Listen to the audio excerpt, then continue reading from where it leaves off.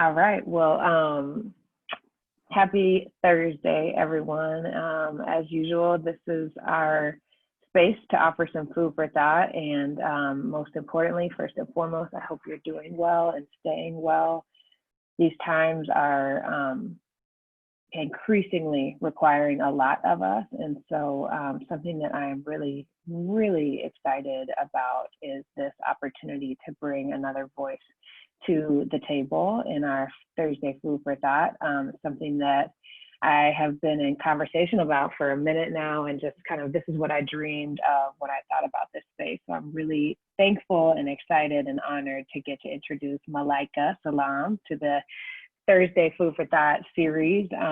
She's going to be joining us for some weeks to come, especially as she shares an invitation for us to talk about this idea of what it means to take care of ourselves right now. She's going to offer some food for thought, and it'll go as long as the conversation goes. It could be, I think there's 7 layers of the wellness wheel that we're going to dig into, but so however many weeks this conversation goes, I'm just really thankful and honored. And I just want to thank you, Malaika, for being here and for accepting the invitation to join me in this space.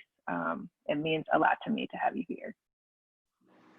Thank you so much once again for providing this space. It's one of several spaces that you provide that gives us different ways to look at things and frame things and have these conversations. And so I'm very grateful for that. When you brought this to me, I asked for a moment to consider what it would look like, and that gave me an opportunity to frame it for myself. Because with everything that has been happening in the last few weeks that has been, in the forefront. And I want to be clear about that. It's not that this is something new. This is new for some people. This is a lived experience for a lot of people who look like me, and that has been happening generationally. And so this is, it seems like the culmination of people globally saying we can relate to that, and we are all at the point of exhaustion. And so it has just reached critical mass where everybody is now speaking up. Everybody is saying, this is what is happening. This is what has been happening. This isn't right. And now is the time for us to do something to change it. So when you presented this to me, I took the opportunity to think about, what does that look like for me? What can I bring to this conversation? Because the first week I was just sharing everything from every avenue that I'm connected to. And towards the end of the week, it started tapering off, and I started being very deliberate about sharing from a specific space. Because for me, what I bring to this conversation, how I can assist in any way, is self-care. That is what I do, and that hasn't changed. As a matter of fact, in the face of this, it has made me more aware of the necessity for self-care. Taking on so much and becoming inundated adds to the exhaustion that I'm already feeling at this system that has been failing and has been traumatizing. And so as I thought about that, I was like, well, what conversation, can I be having right now? And it is the importance of self-care, and not separating self-care from community care, not feeling the need to place one above the other. It is not just the needs of the many, it's the need of the individual, right? If I take care of myself, then I can be of some benefit to my community.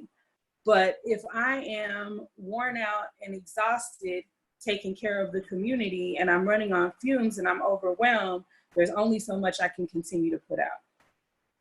And I see a lot of that. In the last couple of weeks, I've seen that fervor and that passion, and then I've seen it slowly taper off. And my judgment is not that the fervor and passion have tapered off at all. People are still, fervent and passionate and, impassioned and wanting to do the work, but I judge they don't have the energy because we're not taking those necessary breaks.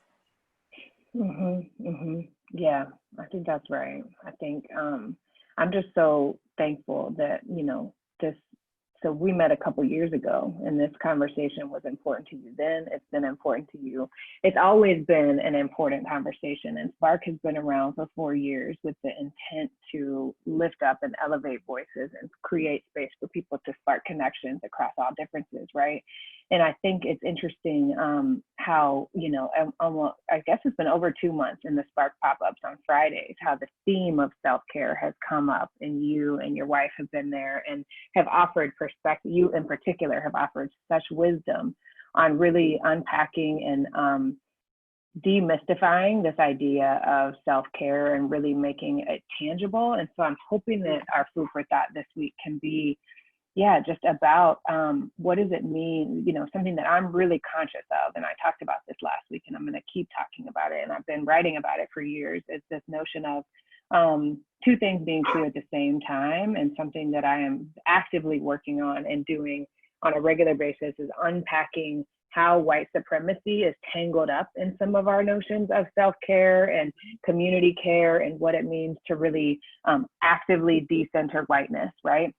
And you and I have talked about this. So I wonder what your thoughts are on how, I know, yeah, just anything that comes to mind when you think about that, and anything that you want our Spark family to be thinking about in this heightened moment of racial justice conversations, and conversations about this is a marathon, not a sprint, and like we need these steps along the way.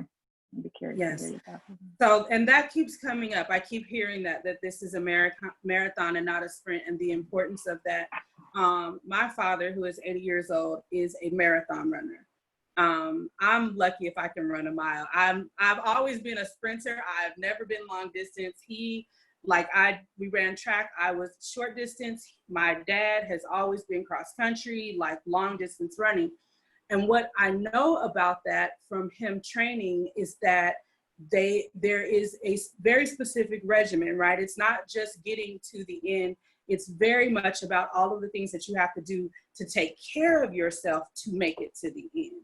So it's not just, I just have to make it 100 yards, or I just have to make it 200 yards and pass the baton, or I just have to make it over the hurdle. It's, you know, I have to make it these, you know, what is it, 26.2 miles? Mm-hmm. Like, I have to make it the distance of a city. And in order for me to do that, I have to be conditioned.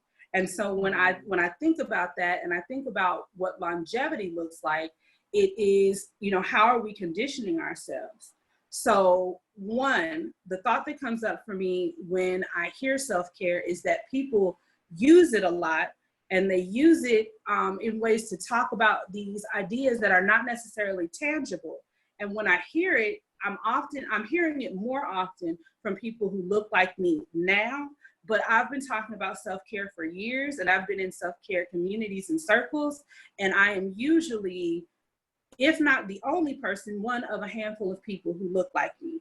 And so what self-care looks like in those circles has not always been accessible to me, and has often made me feel even less cared for. Like, well, I can't do that. I don't have access to that. So therefore, I am not worthy of caring for myself. I just need to continue to, you know, be strong, suck it up, deal with it, because I can't really afford to stop and take care of myself. And so what I wanted to do, and how I've approached this, is self-care is beyond, you know, soft baths and cake, and in addition to Jesus, you know, whatever a person's spiritual belief is. In my community, both as a Black person and as a Latinx person, a lot of what I was told was just pray about it. Just pray about it. Just pray about it. Meditate on it. You know, take a bubble bath, and like, you'll come out clean and everything will be okay. And that is just not the reality. Those are things that are maintenance, and those are things that help, but that is not the reality for a lot of people. Telling somebody to just change their mindset, or, you know, just take a break from what they're doing sounds simple and easy and accessible, but for people who are always going, fighting, caring for other people, those thoughts, those simple, tasks can seem so far out of their reach. So I want to say and challenge everybody, the first thing to do when we're talking about self-care is give yourself permission to take good care of yourself. It's not selfish. It is not inconsiderate. It is not simply putting yourself ahead of others and your needs ahead of others. It is important that you are able to center yourself, because in doing that and taking care of yourself, then yes, you are able to take care of other people, but you can't just take care of yourself and fill up your cup for the purpose of taking care of other people. Mm-hmm, mm-hmm. And I think that's where, for me, this conversation begins.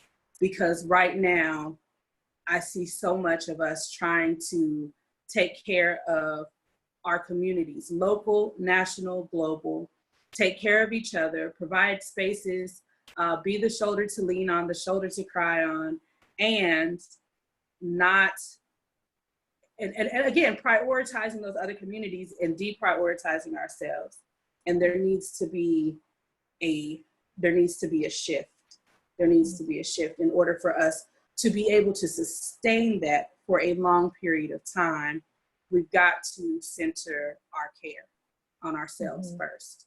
And that is community care for me. Because it's actually recognizing that these two things have to be true at the same time. Like, it's not one or the other. It's if I am to survive to the marathon and through the conditioning process for my community, in service of my community, self-care has to come, and I think there's a lot of guilt and shame right now. There's a lot of overwhelm and exhaustion and just intense emotion, heightened emotion. And I wonder what, it sounds like underneath what you're saying is knowing where you're at, the importance of people really knowing the signs and the symptoms that their body is telling them. And so sometimes that looks like resting. Sometimes that looks like not the bubble bath. It's like, just listen to what your body's telling you. I wonder, what's like the one thing that you would say is helpful, or like a starting place for people to be better at recognizing the signs and the symptoms, or kind of recognizing just like legit knowing what to do when you feel all sorts of things? I think the first step is creating space and taking time. Like, we're on go so often that we are disconnected from our internal voices. We don't know a lot of times what it is that we need, because we don't find out until our body sits us down, right? So our body is constantly sending us signals. I'm dehydrated, give me more water. I'm tired, give me more rest. I'm tight, I need, a massage, or I need to just, roll my muscles. Like, there are these signs that come up for us, but we are so conditioned to push through the pain, right? To be tougher, to have more endurance, to go longer. Sometimes what we need to do is just sit still and be quiet and say, what is my body telling me right now? What is my spirit telling me? What is my mind telling me? In order for us to take just one action towards our care. That I just wrote that down. Like, you just created the 3 T's: tired, thirsty, tight. Like, those 3 things, if people can see, like, I woke up nauseous today and I was like, this is new, this is different, I can't eat, what's happening, and yesterday I told you my eye was twitching, like my body's telling me all sorts of stuff. And I think being able to just locate, because there's such an inundation of information right now, but those 3 things really allowed me to just distill it down to, okay, when was the last time I drank water? When was the last time? How many hours of sleep did I get? Do I need a nap? Do I just need to stretch? Those 3 little bite-sized reminders really brought things home for me. So thank you for that, because it's those things. It's like there's so much that feels so big right now when we have these moments of, okay, I could do that. I could get some water. I could check in. Yeah, thank you. Thank you. Yeah, that's I'm so glad that you got that. I've also written it down, because that really is a good starting point. Like, just take a breath, scan your body, and listen to your internal voice. And is it telling you, are you tired, thirsty, or tight? And then you can figure out which thing needs to be attended to first. Yeah. I'm thankful for that. And I think there's a lot more to build on in the future weeks. You know, this is just the beginning of a long conversation, because we really need everybody in this space, whether it's the Spark family and the community, all the people who are committed to racial justice. We need each other. We need this conversation now more than ever, I think. And I think there's an undertone of this around like cross-race solidarity, right? Like, what does it mean to if it's in service of that, right? Like, if we're in service of racial justice, then unpacking what does it mean to take care of ourselves and our community with cross-race solidarity in mind, with showing up in mind. Like, what does all this mean? I think there's so much to build on, and just kind of continue to unpack in the weeks to come. I'm really excited. Absolutely. And as we are unpacking it, it is, you know, creating this, what we're seeing right, what I'm seeing right now is synergy around that, right? That people are understanding that it is a both and, that we are all in this together, and that being all in this together doesn't mean that everybody has to talk at once, right? Like, we pull out the voices that are necessary for a specific thing. And we had this conversation, like, I do talk about the wellness wheel. That is kind of the thing that I use to say, okay, where are we right now? What thing needs to be attended to right now? Is it the emotional wellness, or the social wellness, or the intellectual wellness? Knowing that all of those things tie into each other. And we are connected to other people in our communities that have more information or more skill about a particular area of wellness. So it's, you know, connecting with those people, bringing those voices to the forefront so that we have the tools to be able to do that. Because once you start hearing from your body what you need to do, and you get past those very simple tasks, right, of drinking water and resting and you know, moving your body and getting the tension out of your muscles, then you have to go into that, you know, next order of what does care look like. So now that I've done this task, I need something else. And there are so many voices out here. So I think it helps to, you know, put them in a place where people can access them. Yeah. And I'm committed to doing that, you know, every step of the way. I think we're only going to, we talk about this in the pop-ups, like, the only way out is through. And so what it means to get through this and to really traverse these new trails and actually pioneer them and pave the path. I think we need as many voices alongside us as possible, because there's just no shortage of evidence that what has happened historically is no longer serving us. And so it's time to build a new path. And I'm just thankful to have people like you in the circle, and who are really leading by example and committed to bringing your wisdom to more folks. So I thank you so much, Malaika. Thank you. And the feeling is mutual. Again, I appreciate having the space to start this conversation, and having the space to have organic conversations where we can talk about this, and where we can talk about the challenges, and where we can grow from it, and not having to come into a space with all of the answers, right? But figuring those things out together. Yeah, absolutely.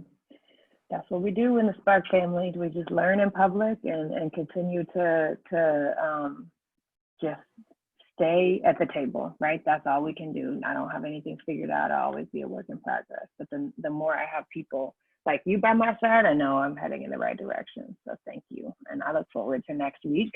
And just kind of final words, any closing words you want to offer the Spark family as we close out? Well, you know, I love giving little assignments and challenges. So I think we've identified the one for this week, which is to, I'm going to say there's 4 T's. 1, nice. Take a break. Take a break. Take a break so that you can give yourself the time and the space to scan yourself and hear from yourself what you need. And then look for the three things. Are you tired, thirsty, or tight? And just attend to them in the best, most forward way that you can in the moment. If you're tired, go take a nap. I'm a huge fan of naps. I'm going to promote rest every opportunity that I get. If you're thirsty, drink some water. Water is not only hydrating, it is replenishing, it is refreshing, it is cleansing and clearing. And if you're tight, move your muscles, rub your muscles, touch yourself, feel where it's coming from. Take some time with yourself. So that's it. That's my food for thought. That's my challenge for this week is take a moment and scan yourself. See if you're tired, thirsty, or tight. Thank you. Thank you so much. I'm excited for the weeks to come. And y'all in the Spark family, feel free to make comments below and share what resonated and share any questions, thoughts, connections, requests for future conversations. We're going to keep it going. But thank you again, and we'll stay tuned next week. Thank you, Rachel. Much love, everyone. Take care.